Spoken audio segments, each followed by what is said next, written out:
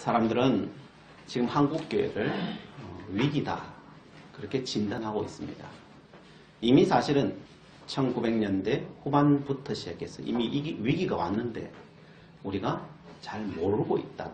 그럴 뿐이라고 이야기합니다. 그러면 이 한국교회에 위기가 왜 왔을까요? 또 이 위기를 우리가 극복하려면 어떻게 해야 되겠습니까? 왜 위기가 오냐 하면요. 교회든지 어떤 곳이든지요. 위기가 오는 이유는 사사기에 말한 것처럼 위기는 다 내가 옳기 때문에 오는 거예요. 다 모두가 다 옳다고 생각하기 때문에 오는 것이 위기예요. 그래서 사사기는 자기의 소견에 옳은 대로 행하기 때문이다 라는 거예요. 사람들이 다 옳은 대로 행하는데 왜 위기가 찾아올까요? 옳지 않은 대로 행하면 위기가 오는 건 당연하잖아요. 그게. 그런데 다 옳은 대로 행하는데 위기가 오더라는 거예요. 그 이유가 무엇일까요? 어떤 일을 풀어감에 있어서 사람에게 찾아가 봐요. 어떻게 생각하십니까? 라고 물으면 이야기하면요. 다 옳은 이야기를 해요. 저 사람에게 찾아가 봐요. 어떻습니까? 라고 물어봐요. 그 사람도 다 옳은 이야기를 해요. 틀리지 않아요. 또 다른 사람한테 찾아가 봐요. 이야기하면요. 다 옳은 이야기를 해요. 어떤 사람을 만나도 100이면 100 다 옳은 이야기밖에 안 해요. 그런데 그걸 다 시행하면 어떻게 될까요? 배가 산으로 가요. 다 맞는 이야기를 하는데 왜 배는 산으로 가고 있을까요? 뭔가 그 안에 잘못됐겠죠. 그죠? 다 옳은데 왜 잘못됐을까요? 그것은 딱 한 가지예요. 다 자기 입장에서 말하기 때문에. 다 자기 입장이에요. 사사기 시대의 혼란은 여기에 있어요. 우리가 사사기 시대에 가면은 한 개인을 붙들고 이야기하면요. 한 민족 전체를 붙들고 이야기해도요. 개인 이야기하면요. 거기는요. 악한 사람이 없어요. 다 옳은 사람밖에 없어요. 그런데 이스라엘 역사의 가장 혼란스러운 시기가 사사기 시대였어요. 누가 틀려서가 아니에요. 누구도 그 중심을 잡아줄 사람이 없기 때문에 그래요. 그 앞서는 모세가 있었고요. 여호수아가 있었어요. 그런데 그 뒤에 시대에는요. 잠깐 하나님이 쓰시는 사람이 나타나긴 했지만은 그 시대를 잡아줄 만한 사람이 없어서 그래요. 그래서 사사기는 평가합니다. 아직 왕이 없어서 그렇다. 다른 말로 뭐예요? 모두 다 왕이기 때문에 그래요. 모두 다 왕이기 때문에 진짜 왕 한 사람만 있으면 되는데 다 왕이라서 그래서 혼란이 오는 거예요. 옳지 않아서도 아니고 힘이 없어서도 아니고 다 왕이 100만 명이 있으니까 안 되는 거예요. 성경은 왕이 누구에게 된다고 말합니까? 예수님께서는 왕은 누구에게 되느냐? 예수님께서 이렇게 말씀하십니다. 누가복음 15장에 가면요. 탕자 비유가 나옵니다. 탕자 비유에서 아버지가 나오는데 그 아버지가 왕이에요. 아버지만 가정에 있으면 그 가정은 회복될 수가 있는 거예요. 예수님께서 그 이야기하고 계시는 거예요. 탕자 비유에서 아버지는 누구에게 집중적으로 말합니까? 탕자에게 말합니까? 형에게 말합니까? 탕자에게 한마디도 안 해요. 형하고만 이야기해요. 형하고만. 아버지가 형에게 집중적으로 이야기하고 있을까요? 이 문제는 형의 문제이기 때문에 그래요. 형이 불만이 무엇입니까? 내가 여러 해 아버지를 섬겨 명을 어김이 없거늘. 여러 해 섬겼어요. 명을 한마디도 안 엉겼어. 못한 게 아니에요. 다 옳은 일만 했어요. 내게는 염소 새끼라도 주어 나와 내 벗으로 즐겁게 하신 일이 없더니 아버지의 살림을 창녀들과 함께 삼켜버린 이 아들이 돌아오매 이를 위하여 살찐 송아지를 잡으셨나이다. 뭐가 불만이에요? 지금까지는요 불만이 없었어요. 열심히 새끼 한 마리 안 잡아줘도 그죠? 옳은 일 했고 새끼 한 마리 안 잡아줘도 괜찮았어요. 불만이 없었어요. 근데 뭐 때문에 불만이 생겼어요? 동생이 돌아와서 잔치 열어주니까요 불만이 생긴 거예요. 이게 다른 불만이 아니에요. 타락한 동생이 돌아왔는데 잔치 베풀어 주니까 그걸 못 봐주는 거예요. 그게 형인 거예요. 형은 아버지 왜 내 편 안 들어줘요? 이거예요. 내 편 안 들어줘요. 내가 더 잘났는데 왜 내 편 안 들어줘요? 왜 탕자 편 들어주냐는 거예요. 아버지가 말하죠. 아버지가 이랬대. 예, 너는 항상 나와 함께 있으니 내 것이 다 내 것이로 돼. 이 내 동생은 죽었다가 살아났으니 내가 잃었다가 얻었기로 우리가 즐거워하고 기뻐하는 것이 마땅하다 하니라. 불만이 있는데 그 불만인 사실 뭐예요? 그냥 헛된 불만인 거예요. 사실 몰라서 그런 거예요. 다 네 건데 문제는 이게 내 거라는 생각이 안 드는 게 문제. 이게 다 내 건데 하나님 다 줬는데. 그래서 탕자가 돌아온 것을 못 받아들여요. 예나 지금이나 마찬가지입니다. 언제나 더 열심히 하는 사람이 느끼는 것은 손해본다는 느낌이에요. 그러나 아버지는 무엇이라고 말합니까? 절대 손해보지 않았다는 거예요. 나는 너를 손해보게 한 적이 없다는 거예요. 믿으라는 거예요. 제발. 제발 좀 억울해하지 말라는 거예요. 그런데 사람들은 한국교회는 어떻습니까? 억울한 생각이 드는 걸 어떻게 이게 문제는 그죠? 아니라고 하는데도 내 마음속에 자꾸 그런 생각이 드는 게 문제예요. 이게. 이런 마음이 안 들려고 하면 어떻게 돼야 됩니까? 우리는 숙제를 해야 돼. 숙제를. 이게 안 들려면 성경 말씀을 따라서 숙제를 잘 해야 돼. 자, 그럼 한국교회의 이야기를 해보겠습니다. 다른 각도에서 접근해 보겠습니다. 교회가 문제가 생기면 가장 큰 이유가 무엇일까요? 내부적으로 이제 우리가 살펴보면요. 가장 큰 이유는 세상의 논리가 교회에 들어와 버리기 때문에 그래요. 그럼 세상 논리가 잘못됐느냐? 세상 논리가 잘못된 건 아니에요. 그 세상 논리가 교회에 들어왔기 때문에 문제인 거예요. 이게 무슨 말씀이냐 하면요. 하나님의 말씀의 논리가 교회 안에 있어야 되는데 세상의 논리가 교회 안에 들어와서 이게 판을 치고 있기 때문에 그래요. 이게. 그러면 세상의 논리가 무엇입니까? 우리는 어떤 논리로 세상을 살아갑니까? 우리는 자본주의 시장 경제 체제 속에 살아가고 있어요.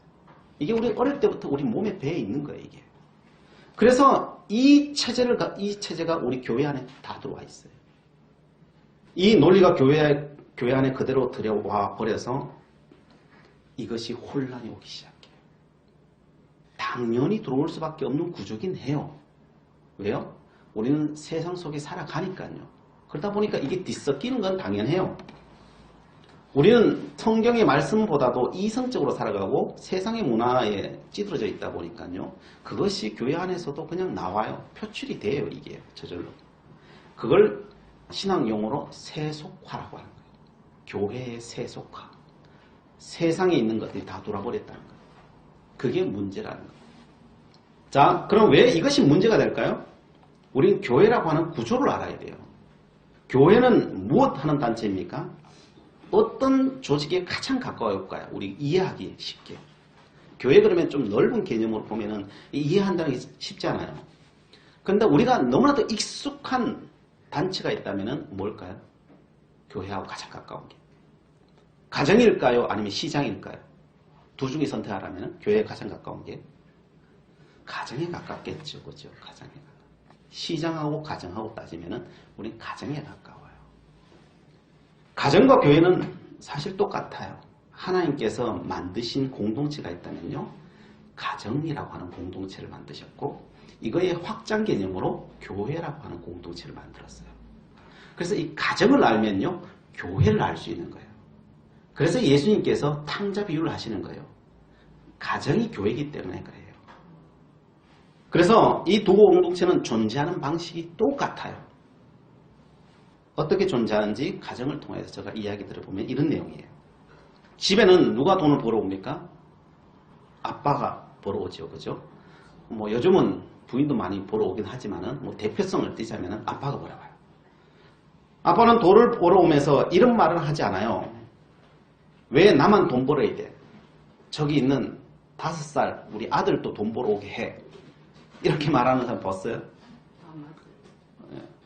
그렇게 우리 이야기하지 않아요. 그죠? 어느 날 애가 아파요. 그래서 병원에 입원시켰어요. 그날 돈 번 거 다 애한테 들어갔어요. 근데 아빠가 화가 나는 거예요. 내 양복 사야 되는데, 봄도 왔고 양복 사야 되는데 부인 보고 돈 내놔. 돈 없어. 애한테 다 들어갔잖아. 뭔 소리야. 나도 써야지. 양복 사야 되는데, 차 사야 되는데. 막 그렇게 이야기하고 있으면은 뭐만 날아올까요? 욕만 날아오겠죠. 그죠? 욕만 날아. 그 부인만 그렇게 이야기하는 게 아니라 온 세상이 다 욕하겠죠. 그 남편 보고. 왜요? 공평이라고 하는 개념으로 본다면은 요거도 짓이 아니에요. 내가 돈 벌어왔고 그 중에 내가 일부분 몇십만 내가 쓰겠다는데 그것도 못 쓰게 하는 거. 이것처럼 불공평한 일이 어디 있어요? 근데 이걸 우리는 불공평하다고 이야기해요? 우리는 그걸 불공평하다고 이야기하지 않습니다. 그런데 오늘날 교회 안에 뭐가 들어왔어요? 공평이라고 하는 것이 들어왔어요. 공평이라고 하는 거예요. 공평해야지. 말이 들어왔어요. 이게 맞는 말일까요? 잘 생각해 보셔야 돼요. 교회 안에 공평을 이야기하기 시작하면요. 그 공동체는 혼란이 오기 시작해요. 왜요? 우리는 가정이기 때문에 그래요. 교회 안에 공평을 이야기하기 시작하고 효율성을 따지기 시작하고 그걸 이야기하기 시작한다는 것은요. 더 이상 교회를 가정으로 보지 않는다는 거예요. 세상과 똑같이 보고 있다는 거예요. 세속이 우리 안에 들어와버린 거예요. 가정 안에는요. 사회에서 통용되는 가치관이 통용될 수가 없어요. 세상에서 통용되는 가치관은 가정의 문으로 들어오기 시작하면요. 문제가 되기 시작해요. 세상에 있는 가치관을 가지고 있다가도 교회의 문을 들어오든지 가정의 문을 딱 들어올 때는 그걸 다 버리고 들어와야 돼요. 가정에서는 세상에서 말하는 논리인 정의나 공평이나 이런 것들이 성립되지 않아요. 자식 보고 5살 먹은 애 보고 야 너 잘못했으니까 감옥 5일 동안 가 있어. 말할 수 있나요? 없어요. 애가 잘못하면은 부모가 감옥 가야지. 그죠? 부모가 감옥 가야지. 공평하잖아. 네가 가야지. 가정 안에 이게 존재할 수 있는 말인가요? 없어요. 가정에서는 세상에 옳음이 존재하지 않아요. 근데 지금 교회 안에 뭐가 들어왔어요? 옳고 그름이 들어와 버렸어요. 옳으냐 그르냐를 따지기 시작하고 있어요. 한국교회가 그래요. 옳으냐 그르냐를. 이게 말할 수 없는 게 교회 안에 들어와 버렸어요. 가정에서는 옳다는 기준은 항상 필요가 결정하는 거예요. 가정에서는 필요가 결정하는 거예요. 가정에서는요. 필요한 사람이 쓰는 거예요. 가정 안에서의 최고의 가치는요. 다른 어떤 것도 아니고 생명이에요. 그래서 가장 약한 아이가 가장 대우받는 곳이 가정이에요. 그죠? 제일 돈 누가 많이 써요? 애기가 써요. 애기가 써요. 근데 공평하다가 생각하면요. 돈 벌어 내가 제일 많이 써야지. 가정에서 힘 자랑하는 것만큼 어리석은 사람은 없어요. 가정에서 힘 자랑하면요. 자랑할수록 그 가정은 무슨 가정이라고 말할까요? 폭력 가정이라고 말하는 거예요. 폭력 가정의 끝은 뭐예요? 이혼하는 길밖에 없는 거예요. 세상에는 이걸 모르는 사람은 아무도 없어요. 그죠? 이걸 모르는 사람은 아무도 없어요. 조금만 배운 사람이라면요. 이거는 상식이에요. 그런데 오늘날 한국교회는 무엇을 논하고 있습니까? 교회 안에서 공평을 논하고 있어요. 정의를 논하고 있어요. 어느 것이 더 효율적이냐를 논하고 있어요. 이것을 자신의 논리로 갖고 들어오고 있어요. 이것은 교회를 뭘로 만들자는 거예요?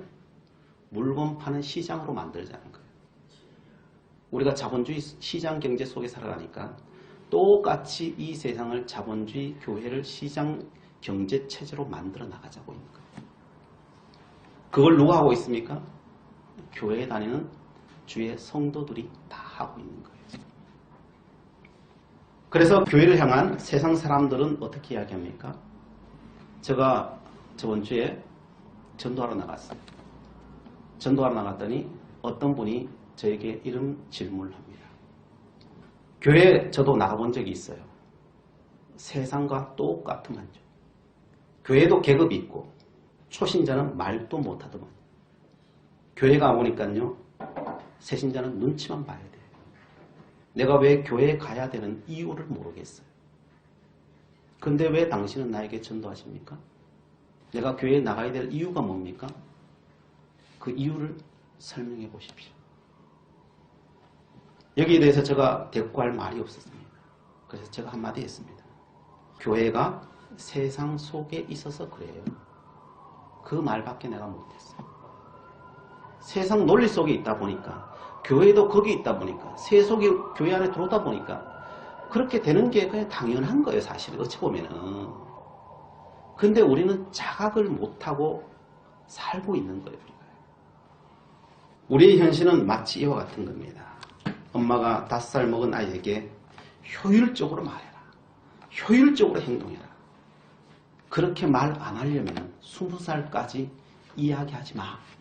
이러고 있는 거예요. 회사는 그럴 수 있어요. 세상의 시장은 그럴 수 있어요. 회사는 효율성이 중요하고 이익이 목적이니까요. 그렇게 해야죠. 그죠? 말 안 되는 이야기하는 직원이 있으면은 너는 1년 동안 이야기하지 마. 안 끝내지 마. 할 수 있어요. 가정에서는요. 이윤 창출이 목적이 아니에요. 행복이 목적이에요.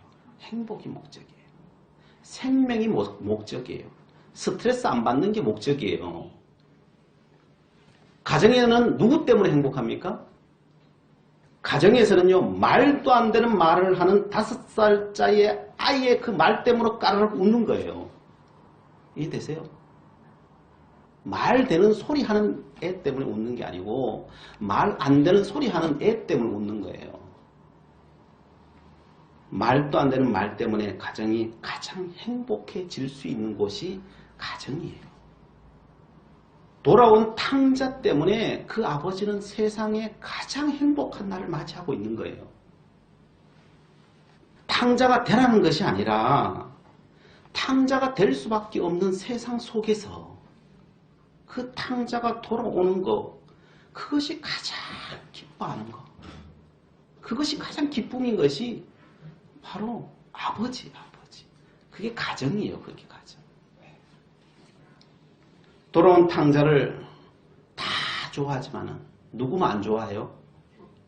형만 안 좋아해요. 형만 안 좋아해요. 형은 돌아온 탕자가 불만이에요. 형은 지금 뭘 논하고 있어요? 형은요, 공평과 효율성을 논하고 있어요. 한국교회의 가장 큰 문제가 무엇입니까? 제가 보기에는요, 아이나 탕자의 문제가 아니에요. 아이는 언제나 그냥 아이일 뿐이에요. 아이가 그 말 하는 건요, 당연한 거예요, 그게요. 아이 그렇게 말하는 게 효율적이냐, 맞는 이야기냐, 이게 중요하지 않아요. 그 아이는 그 말을 하는 게 그게 당연한 거예요. 그죠? 어리석은 말을 하는 게 그게 당연한 거예요. 아이니까 그런 거예요, 그냥. 아이니까. 탕자는 탕자일 뿐이에요. 알았으면 탕자짓 했겠어요. 모르니까 탕자짓 하고 있는 거예요, 그냥. 탕자는 탕자일 뿐이에요. 우리가 그것을, 아이를 두고 탕자를 보고 어떻게 할 수가 없어요. 하나님도 어떻게 할 수 없어요, 그거는요. 하나님도 어떻게 할 수 없으니까 어떻게 해요? 십자가에 그냥 달려 돌아가시는 거예요, 그냥. 어떻게 할 수 있는 방법이 있었으면 다른 거 했겠죠. 한국교회는요, 하나님도 어찌하지 못하는 그 일을 하려고 하고 있어요. 하나님도 못하는 일을 우리가 하려고 하는 건요, 그 교만이에요, 그건요. 그건 대책이 아니에요, 그게 대책이 아니에요. 문제는 부모와 그 형의 문제예요. 다른 데 문제가 있지 않아요. 특히 그 부모에게 있어요. 부모가 아이를 보고 웃을 수 있으면요, 그 가정은 행복한 가정이에요. 아이를 보고 웃을 수 없다면 어떻게 될까요? 그건 심각한 가정이에요. 현실 가정에 그런 가정 보셨어요? 뭐 그런 가정이 혹한 있어요, 그죠? 좀 많을 수도 있긴 한데, 그러나 대부분 거의 정상적으로 생각을 하죠, 그죠? 그렇게 살아가지는 않아요. 그래서 이 세상 가운데는 건강한 가정이 꽤 많아요. 그러나 현재 한국교회는 안 되고 있어요. 왜요? 그 부모가 없어서 그래요. 제가 보기에는 한국교회는 부모가 점점점 사라지고 있어요. 부모를 자처하는 사람이 없습니다. 다들 형 아니면 동생이에요. 지금은 한국교회 형국은 거의 형들만 가득 차 있어요. 이 다음 세대는 제가 보기에 어린 자식들만 가득 차 있어요. 이게 우리의 현 주소예요. 자, 그럼 왜 부모가 사라지고 있느냐? 사라지는 이유가 뭐겠어요? 간단해요. 예수님 말씀 안 들어서 그래요. 순종하지 않아서 그래요. 특히 어떤 말씀 순종하지 않느냐? 마태복음 28장 18절부터 20절 말씀을 순종하지 않아서 그래요. 주님은 언제나 해답은 다 주셨거든요. 그대로 안 사는 게 문제지. 이렇게 말씀하셔요. 예수께서 나와 말씀하여 이르시되 하늘과 땅의 모든 권세를 내게 주셨으니 그러므로 너희는 가서 모든 민족을 제자로 삼아 아버지와 아들과 성령의 이름으로 세례를 베풀고 내가 너희에게 분부한 모든 것을 가르쳐 지키게 하라. 볼지어다 내가 세상 끝날까지 너희와 항상 함께 있으리라 하시니라. 한국교회가 예수님 말씀을 이 말씀을 실천하지 않으면서 문제가 생기기 시작했어요. 다른 말로 전도를 잊어버리면서 한국교회는 그 모든 위기 가운데로 빠져들고 있어요. 예수님은 모든 민족으로 제자를 삼으라고 했는데 제자 삼는 일을 포기하기 시작하면서부터 이 모든 문제는 다 들어오기 시작했어요. 왜 그러냐 하면요, 이와 같은 거예요. 5살 먹은 아이가 고아가 됐어요. 이 아이를 사람들 보고 맡겼어요. 일주일 동안만 봐줘. 맡겼어요. 하루만 봐도 어떨까요? 힘들어 죽을라고. 어떤 사람은 하루 보는 사람도 있을 거고 이틀 보는 사람도 있을 거고 일주일 보는 사람도 있을 거예요. 그죠? 그러나 힘든 것은 매 마찬가지예요. 한 달 정도 지나면은 그냥 다 다운돼요. 못해. 힘들어 못해. 그게 현실이에요. 그냥 당연한 거예요. 다 이러고 있는 거예요. 자, 그러나 내 배로 낳은 자식은 힘들어요? 안 힘들어요? 안 힘들죠. 그죠? 왜 안 힘들까요? 도리어 배로 낳았으면 내 배도 아프게 했고, 그죠? 끊임없이 나를 칭얼대며 힘들게 하는데 왜 할 수 있을까요?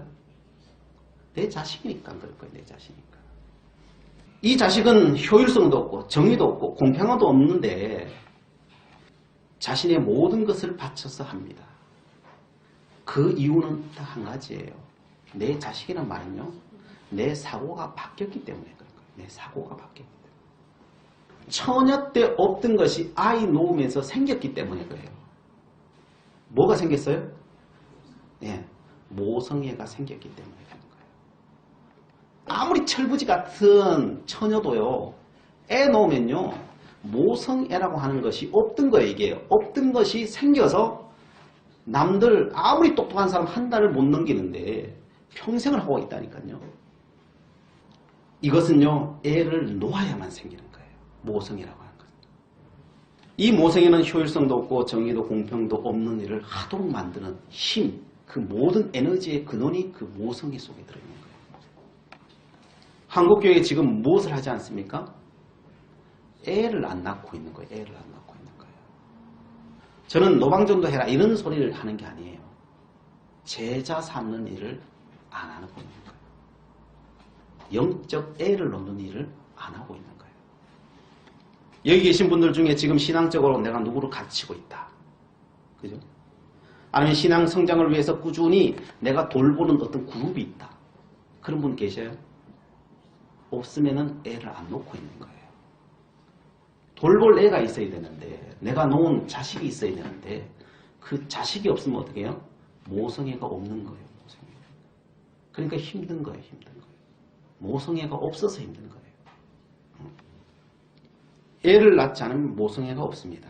모성애가 없는 자리에는 정의와 공의와 효율성, 이 세상 가치관이 우리 속에 들어와 버리는 거예요. 이게요.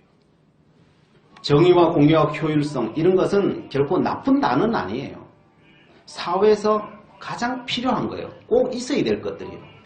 그러나 이것이 가정에, 교회 바깥에서, 사회에서 가정이나 교회 안으로 들어와버리면요, 이게 엄청난 문제가 생겨버리는 거예요. 이걸 논하기 시작하면요, 교회는요, 라이온스 클럽이 되어버리는 거예요. 라이온스 클럽이 지역사회에 공헌하는 게 많을까요? 한 교회가 공헌하는 게 많을까요? 라이온스 클럽이 더 많아요. 효율성과 선한 일만 따지자면요, 라이온스 클럽이 훨 많아요. 그 사람들은요, 돈 다 내가지고요, 뭐마요? 그 일밖에 안 해요. 자기 좀 먹는 거 하고, 그것도 많이 모여요. 그냥 1년에 몇 번 모이는 것밖에 안 해요. 그건요. 그러면요, 돈 다 내가지고 선한 일밖에 안 해요. 그럼 하나님께서 그 일만을 목적으로 했다면 뭐 하겠어요? 라이온스 클럽 만들라고 했겠죠. 하나님께서. 그죠? 그것도 많이도 모이지 말아라. 그냥 1년에 한 번만 모여가지고 돈 내가지고 선한 일만 해라. 라이온스 클럽 만들어라. 뭐 특정 단체 이야기해서 그런데 클럽 만들어라. 그랬겠죠. 교회를 만들 필요가 없어요. 그것이 교회의 목적이 아니기 때문에 그래요. 교회의 목적은 무엇입니까? 가장 쉽게 설명하자면은 교회는 가정이고요. 가정의 정신은요, 모성이에요. 모성이에요. 그걸 다른 말로 부모 되는 거예요. 부모 되는 거. 탕자와 형에게 예수님께서 말하는 건요, 부모가 되라는 거예요. 부모가 되라는 거예요. 근데 이 모성애는 어떻게 만들 수 있습니까? 이것은 반드시요, 생명이 잉태되어야만이 생기는 거예요. 그냥 안 생겨요. 생명이 잉태될 때에 모성애가 생기는 거예요. 이건요. 가만히 있으면 절대로 안 생겨요. 생명과 연관된 일을 할 때만 생기는 거예요. 이게요. 신앙적으로 보면 생명 잉태는 어떨 때 생겼습니까? 성경적으로 보면요, 생명의 역사가 생길 때는요, 그들이 전도할 때인데요. 그 전도의 힘이 어디서 생겼느냐?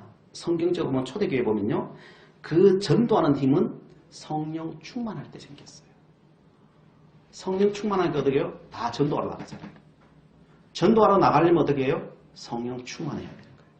이게 따로 떨어져 있지 않아요. 이게 따로 떨어져 있어요. 주님과 동행하기 시작하면서 그 전도의 역사는 일어나고 성령 충만한 역사가 일어났을 때 전도하기 시작하더라고요. 그래서 주님께서 변화산에서 제자들에게 화를 내면서 이야기를 하셨죠. 19절 말씀이죠. 대답하여 이르시되 믿음이 없는 세대여, 내가 얼마나 너희와 함께 있으며 얼마나 너희에게 참으리요. 그를 내게로 데려오라 하시며, 예수님께서 제자들에게 화를 내신 이유가 무엇입니까? 그들이 믿음이 없었습니까? 믿음이 없지 않아요. 그들이요. 예수님을 믿느냐 하나님을 믿느냐 이야기하자는 게 아니에요. 누구보다도 제자들이 예수님 잘 믿어요. 그죠? 얼마나 잘 믿느냐. 도리어 예수님 십자가 달려 돌아가신다니까요. 절대 그럴 수 없습니다. 막잖아요. 주님, 그런 일이 있으면요, 내가 대신 죽겠습니다. 이보다 더 잘 믿는 사람이 있으면 나와보라 그러셔요. 그런 믿음을 이야기하는 게 아니라니까요. 누구보다도 예수님 의지하고 지금요, 예수님 의지하고 예수님 잘 믿고 있다니까요. 자기 모든 가족도 버리고, 그죠? 자기 배도 버리고 다 온 사람들이에요. 믿음이 없어요? 그 사람 믿음이 있어요. 누구보다도 믿음이 있는 사람이에요. 근데 왜 믿음이 없다 그래요? 너무 의지해서 문제예요. 너무 의지해서 문제예요. 지금 예수님 믿음은 무슨 믿음이에요? 너 스스로 서라는 거예요. 너 스스로 서라는 거예요. 나 의지하지 말고 너 스스로 서라는 거예요. 그게 믿음인 거예요. 믿음의 2차적인 거, 1차적인 주님 믿는 거, 2차적인 건 뭐예요? 성화하는 것인데, 너 스스로가 서라는 거예요. 너 스스로가. 너 스스로 부모 되라는 거예요. 내가 없어도 스스로 병자를 치유할 수 있는 그 정도 수준으로 너 서야 되지 않겠니? 이 소리인 거예요. 적어도 3년 따라다녔으면은 그 정도 돼야 되지 않겠니? 이거 뭐 병 고치냐 안 고치냐 이 이야기 하는 게 아니에요. 하나님의 나라의 복음을 증거할 수 있을 정도의 수준은 돼야 되지 않겠니? 근데 지금도 내 발짝 붙들고 주님 주님 그러고 따라다니고 있니? 아직도 부모 안 되고 있니? 이 이야기인 거예요. 가장 큰 효도가 무엇입니까? 자식이 성장했으면 건강한 독립을 해야죠. 그게 가장 큰 효도예요. 부모에게 선물 갖고 오면서 집에 30이 되고 40이 되고 장가도 안 가고 들어앉아 있으면 그게 효도인가요? 아이고 오늘은 양말 사왔으니까 잘했다. 그죠? 오늘은 옷 사왔으니까 잘했다. 60이 됐는데도 부모 옆에 붙어 앉아가지고 선물 갖다 주면 그게 잘하는 효도인가요? 아니죠. 독립하는 거예요. 선물 하나도 안 갖고 와도 독립해서 잘 살아가는 거. 그게 가장 큰 효도 아니겠습니까? 주님께서 그걸 이야기하시는 거예요. 이제 3년 정도 됐으면은 내 수준 정도는 안 돼도 그 정도는 돼야 되지 않겠니? 왜 이 믿음 없는 것들아? 좀 그렇게 이야기하시는 거예요. 주님은 자기 스스로 서기를 원합니다. 자기 스스로 선다는 기준이 무엇입니까? 주님 앞에 계속 이야기했죠. 자기 스스로 선다는 기준. 자기 십자가를 지는 거. 고난과 멸시를 스스로 받아내는 사람. 내가 없어도 그 십자가 지고 고난과 멸시를 받아낼 수 있는 사람. 그게 선 사람이에요. 선 사람. 그게 믿음의 사람이에요. 가정에서 십자가 지고 고난과 멸시를 스스로 받아내는 사람이 누굽니까? 그게 부모예요. 그게 부모예요. 가정에서 가장 똑똑하지만 가장 어리석은 사람이 누굽니까? 그게 어머니예요. 모성애를 가진 어머니예요. 예수님은 제자들에게 이제는 부모가 되라는 겁니다. 그래서 믿음은요, 부모 되는 거예요. 부모 되는 거예요. 그런데 제자들은 이 하나님의 나라, 예수님의 말씀을 알아들었을까요? 못 알아들었을까요? 못 알아들어요. 아무리 이야기해도 못 알아들어요. 그래서 끝까지 나는 형제 할래, 형 할래. 그래서 십자가 지로 가면서도 내가 우의정 할래, 내가 좌의정 할래. 그러고 앉았는데. 성도 여러분, 예수님의 말씀은 너 자신을 보라는 거예요. 먼저 너 자신부터 서라는 거예요. 어떤 사람 보지 말고 너 자신이 서라. 이게 목적이라는 거예요. 어떻게 하면 설 수 있을까요? 지난 시간에 이야기했듯이 주님을 찾으라는 거예요. 경건 훈련하라는 거예요. 사람들은 말합니다. 주님 찾고 경건 훈련하고 뭐예요? 경건 훈련하고 주님 찾으면요. 뭐가 되냐면요. 부모가 되는 거예요. 부모가 되는 거예요. 부모의 마음이 생기는 거예요. 부모의 성품이 생기는 거예요. 그래서 갈라디아서 5장 22절에 23절에 이렇게 말하는 거예요. 오직 성령의 열매는 사랑과 희락과 화평과 오래 참음과 자비와 양성과 충성과 온유와 절제니 이 같은 것을 금지할 법이 없느니라. 이게 뭐예요? 이게 부모 마음 아니에요. 이게 부모 마음요. 부모의 힘 아니에요. 이게. 제발 좀 부모 되라는 거예요. 성령 받아서 뭐 할래? 부모 되는 거예요. 부모 되는 거예요. 부모의 성품이 바로 이런 건 거예요. 그리고 24절부터 26절에 이렇게 말씀하셔요. 그리스도 예수의 사람들은 육체와 함께 그 정욕과 탐심을 십자가에 못 박았느니라. 십자가와 정욕이 뭐예요? 이게 효율성 따지고 공평 따지고 정의 따지고 이거 제발 좀 십자가에 못 박으라는 거예요. 만일 우리가 성령으로 살면은 또한 성령으로 행할지니 그 성령의 성품을 따라 살아간다는 거예요. 부모의 성품을 따라 살아간다는 거예요. 그래서 살지니 헛된 영광을 구하여 서로 노엽게 하거나 서로 투기하지 말지니라. 뭐 하지 말라고요? 서로 노엽게 하거나 서로 투기하지 말라는 거예요. 이게 뭐라고요? 이거 헛된 거라는 거예요. 헛된 영광이라는 거예요. 아무것도 아니라는 거예요. 부모 말고 다른 것 구하는 것은요. 헛된 영광이라는 거예요. 아무리 가져가봤자 그건요. 다 사라지고 없어질 거라는 거예요. 그러니 구하십시오. 부모의 성품을 구하십시오. 우리에게 주시옵소서. 내가 주님을 찾기를 원합니다. 그 경건의 길을 걸어가기를 원합니다. 아버지 내가 부모 되기를 원합니다. 이번 내일부터 세일의 특별 새벽 기도가 시작됩니다. 내 힘으로 안 되면 나오세요. 나와서 하나님께 구하세요. 하나님 성령 충만해지기를 원합니다. 내가 부모 되기를 원합니다. 하늘문을 여시고 하나님의 은혜를 내려주세요. 하나님 그 성품을 주세요. 그 성품 주세요. 부르짖으십시오. 그것이 올 때까지 부르짖으십시오. 다른 일을 하려고 생각지도 마십시오. 그 성품이 오기까지 부르짖으십시오. 그리고 그 성품, 사랑과 희락과 화평과 오래참과 자비와 양성과 충성과 온유와 절제가 오시면요, 그때부터 일하십시오. 하루를 일해도 그렇게 일하십시오. 그러면 하나님 받으실 것입니다. 기도하시겠습니다. 사랑의 하나님 감사합니다. 우리가 지금 주님의 부르심 앞에 있음을 보았습니다. 주님께서 멀리 있는 것이 아니라 가장 가까이 있는 것을 말씀을 통해 보게 됩니다. 그 부르심에 바르게 응답하여 믿음의 반석 위에 서게 하시고 내 인생의 기쁨이요 하나님께는 영광이 될 수 있도록 인도하여 주시옵소서. 예수 그리스도의 이름으로 기도드리옵나이다.